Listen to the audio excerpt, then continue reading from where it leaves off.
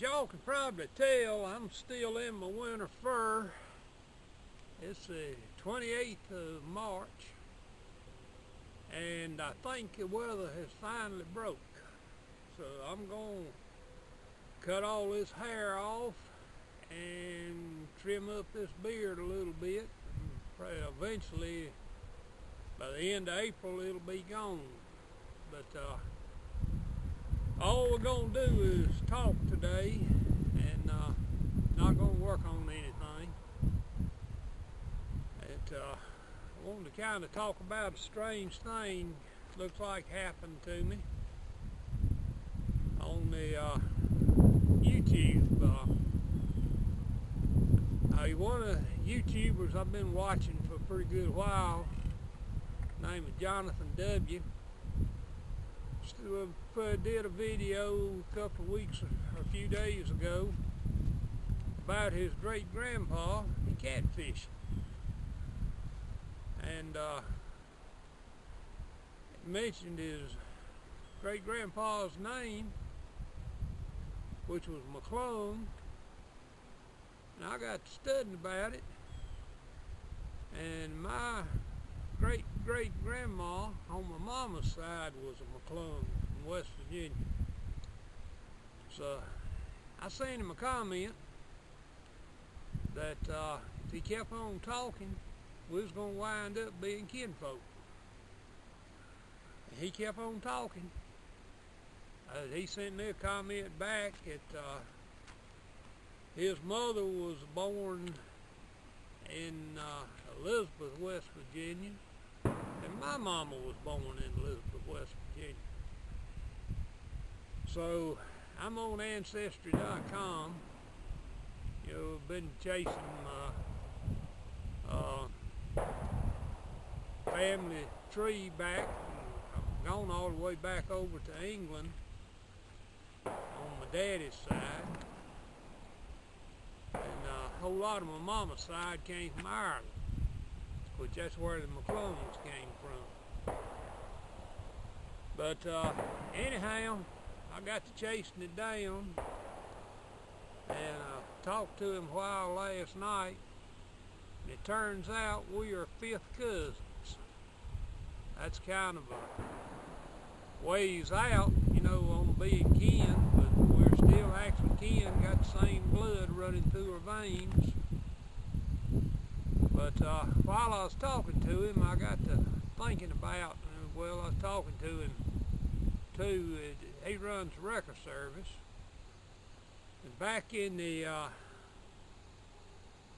middle 80s, I worked for a trucking company, as a shop foreman. We had 300 trucks, and our shop was a satellite shop to the main shop. But anyhow, I was getting calls on a pretty regular basis of people needing work done on their trucks, running in and out of the brewery there in the little town next over. And so I decided that I would make me a service truck and be able to fix minor little things on the truck, and trailers, and change tires and so on. So I took a 1969 Ford F-100 that I had, and found me a belt-driven air compressor, mounted it on the engine, and made me a air tank out of a 150-gallon fuel tank, and mounted that in the bed, and then I had a toolbox behind the air tank, then I had a welder mounted up there, and then I had oxygen acetylene torch on there, and then another cabinet that held all my tools, my tire tools. Well, I got the thing ready. I drove to work one day. Boss man, he looked at my truck and said, "Good, we might use you some." Well, that was fine and dandy. Well, then in about an hour, he called me in the office. Said, you can't run that truck because you work for us 24 hours. You're on call 24 hours. Well, I wasn't getting paid for 24 hours, just barely getting paid for 8 hours. So they gave me a choice, either quitting the truck, giving up the truck, or leaving the shop, or going back to driving. So I studied over it a little bit, went back in there and told him, I said, I'm not quitting, I'm not giving up the truck, do what you gotta do and let's get it done. So in an hour's time I was fired from that job. So I moved on, and up until the late 90s, I worked on tractors and trailers out here on the side of the road. And then just a little ways off of US 220, which is a north-south road. At the time, it was 2-lane, but there was a whole lot of truck traffic on it coming out of Greensboro and Winston-Salem, headed north, and then a whole lot of southbound dodging scales. No scales on 220, and you can know how to do it. You can get off of 81 before you get to the scales, come down 220 and get to Greensboro, and well, anywhere in North Carolina about it without having to go across it. One night I was in a truck stop, followed a call, had a flat tire on his trailer. I used 20-ton jack all the time to jack them up. I was up under that thing, and it was all I could do to get it jacked up. And after I got his tire changed, we was talking there a minute or two. I said, that thing's a little heavy, ain't it? He said, yeah, I got a double load of cucumbers on it. And that was about 85,000 pounds of payload on there, plus the truck was putting well over 100,000 pounds. But anyhow, I'm gonna go around here. I still got everything laying here that I used to make that truck. I tore the parts since then and made it back into a pickup. But I'll kind of explain things as I go along. I have to walk all over the hillside to get to everything. And tell you what, it's bad to get old. I had something else on my mind there I was going to talk about. And can't remember what it was now. But if y'all get a chance and hadn't watched Jonathan, check him out. If you like what he does, if you like what I do, subscribe. It don't cost you anything to subscribe, and it kind of helps us making the videos to be a subscriber. And if you like what I'm doing, I'd appreciate it if you subscribe. If you don't like what I'm doing, you can subscribe and keep up with me and see what I get into next. But anyhow, if I think of whatever else it was, I'll tack it on here. So we'll be back with you shortly. Y'all excuse my mess here, but this is the air tank that I made. I made it out of a 150-gallon fuel tank off of a tractor trailer. The biggest problem with it, had a notch cut out right here where it's set up against the frame. I welded this piece of metal over top of it to make it round. Then I put these 3 bands on it. Oh, that third one there is kind of hard to see. It's in between that hose. But the way it's sitting here right now is the way I took it off the truck. The only difference is right here I had an air line hooked to it from the compressor, and that's how I pumped air into it. And once I got it all put together, I took it down the hill down here, set it between two trees, and run about 150 foot of air hose to it. Pumped it up to make sure it wasn't going to blow up with me. And when I started, these ends were flat. But first time pumped it up, they blowed out like that. And it does a pretty good job. It's sitting here right now, 100 pounds pressure on it, and it's been a week since I pumped it up. Use that there Craftsman air compressor right there to pump it up. Takes it about 15 minutes to fill it up with air. This place right here was where the fuel feed was, or the filler neck. Of course, I had to weld that plate over it to fix it up. But we'll move on down the hill here. Be back with you shortly.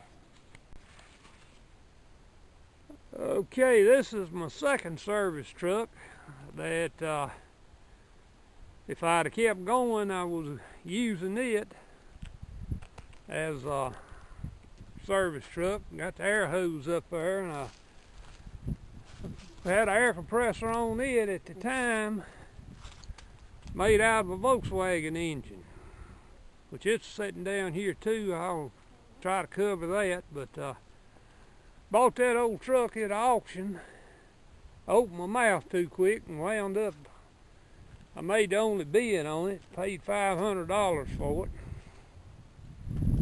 Let's see if I can get over here and get the hood open on it. Because that's where the air compressor's at now that I had on the 69. Be back with you in a minute. Okay, there's the air compressor that I just took it off of the 69. This is 74 model. Both of them got the same engine in it. It's 364 truck engine. And what that is a Bendix 2-cylinder air compressor off of a old road tractor. It works good. It uses the engine coolant to cool the top of it so it doesn't get hot. And it's got a doohickey back here. This thing here is called a governor. That's on just about all tractor trailers. And that's what regulates the amount of pressure that it puts out. And it's adjustable, and you can regulate how much pressure you run. The old truck, I would run 150 pounds of air pressure on it. That compressor also is oiled by the engine oil. It's got a line coming off of out of the oil gallery. Then we got a drain line right there that connects to had to knock a hole in the oil pan and put a fitting in it to connect that drain line up. Like I say, it's worked good. I'll be back with you shortly. That right there is a 1982 Vanagon Volkswagen with a diesel engine in it. And I had to overhaul the engine, but I couldn't get any good rings when I overhauled it. And they didn't last about 20,000 miles, because that thing is a turning up whenever you're going down the road. This right here is a 1953 Packard that I jerked out of the jaws of the crusher. As you can tell, it's been sitting there a while. These old trees growing up around it. And I've got to get this one here cut before it does any more damage to it. It growed up in between the bumper and the body and is pushing it up there. But it's a straight 8 flathead motor in it, and it's 3-speed on the column. One of these days, if I live long enough, we're gonna try to get it started. They told me it run when I got it here. But anyhow, that's another one of them little projects we got. This is the toolbox that I had on the back of that truck that I carried my tools in. Over there in amongst the pines is a rack that I had on top of the bed. Let me get around the old hay rake here.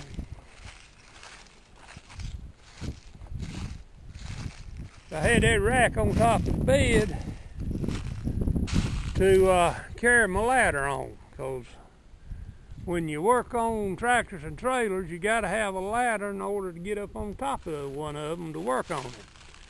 And then that there pipe, I carried lengths of brake line in it. You know, they use nylon line on them all now, and a whole lot of times you get a hole in one, you have to replace a section of it. Now, this is the frame of the '69 Ford F100 that I'd get into it in a minute. It was originally had a 9-inch rear end in it, and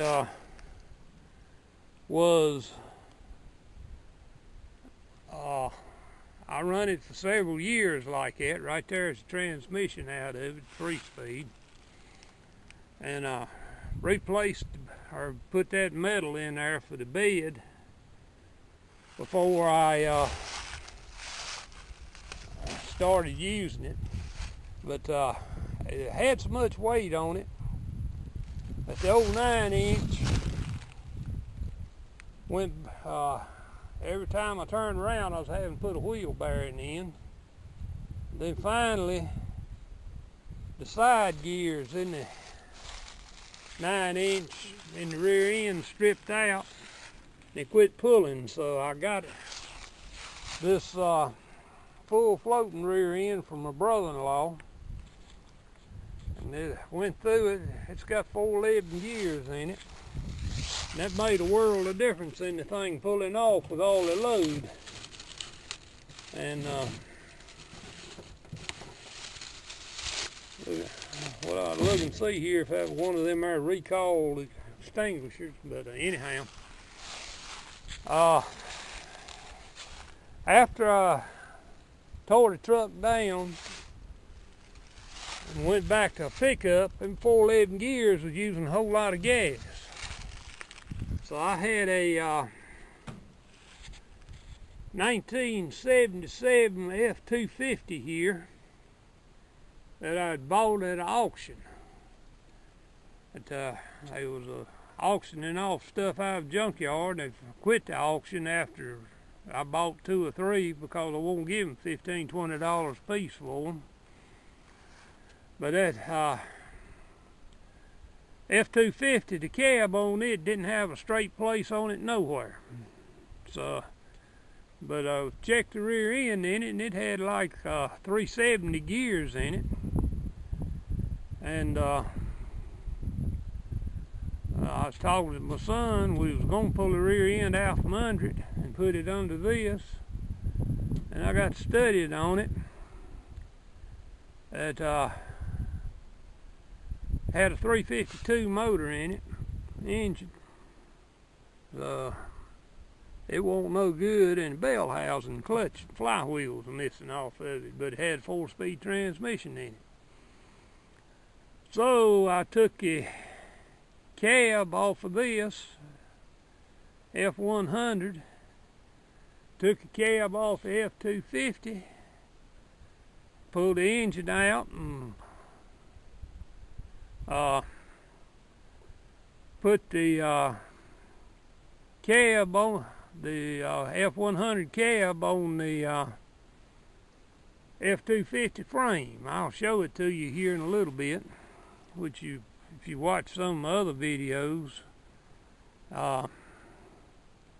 you have probably seen where I did some work on it. But I'll be back with you shortly. One thing I wanted to show you while I was here, had the air tank sitting in here crossways of the bed. And we come back to here, right here is the bolt holes where the toolbox is bolted onto the bed. Then right here are the bolt holes where I made a frame and set that welder in it. And over there where that white spot is where I had the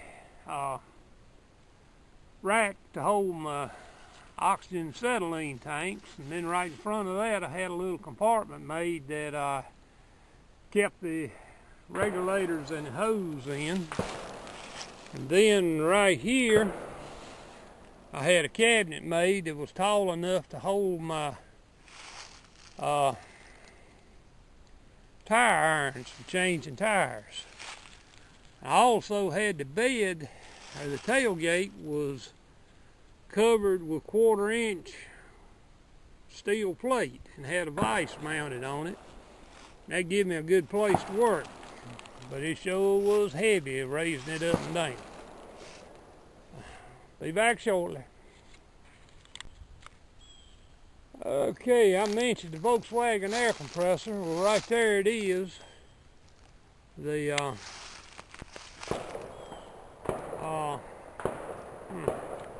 had my finger on the zoom button. Sorry about that. But that was. It runs on 2 cylinders and pumps air with 2 cylinders. And people made a kit that where you could convert the engine over, and that's what we got right there. So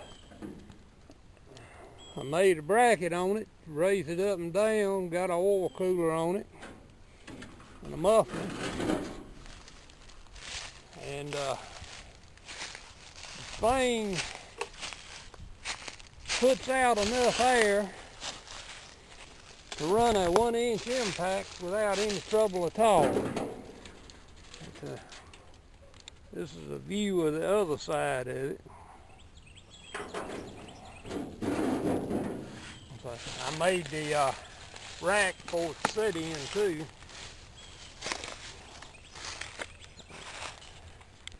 Okay, this is the F100 250, whatever you want to call it now.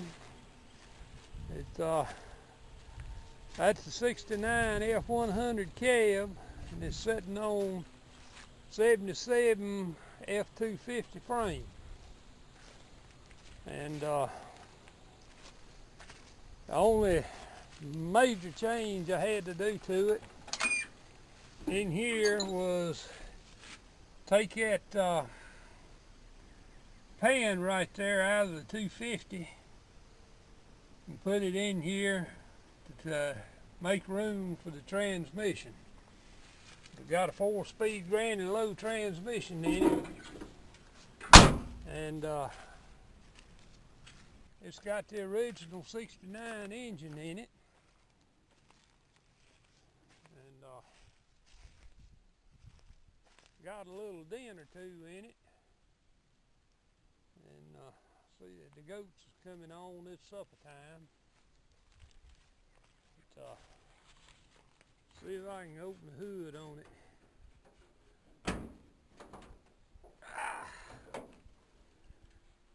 Right there, the engine, 360, and it's got power steering on it that it didn't have to begin with, and got power brakes on it. And Whole thing I'll crank right up and go. So what it was I was thinking about that I forgot is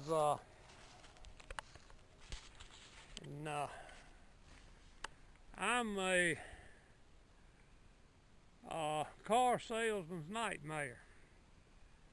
The last time I traded vehicles was in 1971, and that's when I went stupid and traded the car I had for this truck. I've had this truck since 1971, but I had a 1969 Ford Torino, fastback, had 428 Cobra Jet in it, 4-speed transmission, and positive traction. And I have regretted that many times trading that thing since I did. So anyhow, be back with you shortly. I'll probably end this video with this. We'll do some more here talking about some of the good old days. The reason I made this channel was to try to show people that you ain't got to have no big fancy shop or anything to work on something. Of course, if you're in a hurry and you don't mind waiting on the weather, you need one. But the way I am, I do everything outdoors. And don't know no whole lot, but what little bit I do know, I'm trying to pass it on. Leave a little legacy behind, if you want to call it that. But like I say, please subscribe and comment if you like. We'll try to answer any comments. And look at Jonathan W. too if you haven't. We'll talk at you later. Bye. Okay, right there is the welder I had on the back of the truck. It's like a 225 miller. Got a 16 horse Kohler motor on it. And it's still sitting on the frame that I had in the truck. I don't know whether you can see it or not. There's a piece of galvanized angle iron down there the frame's made out of. But it will do the job. We'll talk at you later.